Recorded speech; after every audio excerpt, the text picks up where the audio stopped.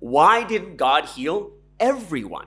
And I would tell you that there's probably two major reasons why people don't get healed. Like they don't get that faith healing. Number one is it has to do with faith, right? What does that mean? If you look at Mark chapter 6, verses 5 through 6, Jesus himself said it. It says, Jesus could not do miracles there except lay his hands on a few sick people and heal them, right? He was amazed at their lack of faith. A lot of times Jesus says you'll be healed according to your faith.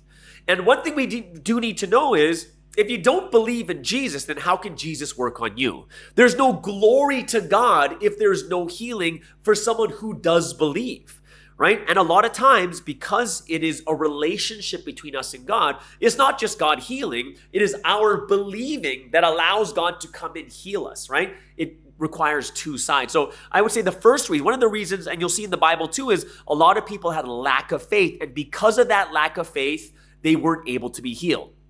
Now, is that every situation? Absolutely not.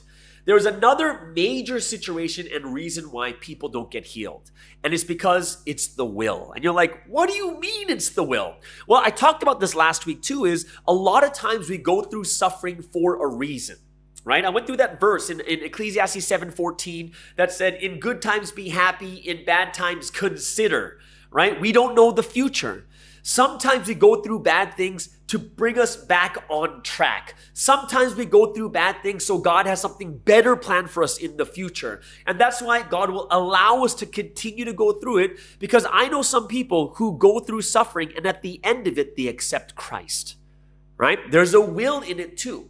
So we have to realize a lot of times we're not healed. Number one is because we have a lack of faith, or number two is because it's not part of the will. There's something greater that's going to come about it. Because wouldn't you say the greater thing is for someone to be saved? Wouldn't you say it's greater for someone to come back to God because of that suffering? And I would say, yeah, absolutely, that's a better reason. So those are the two reasons why healings don't really happen.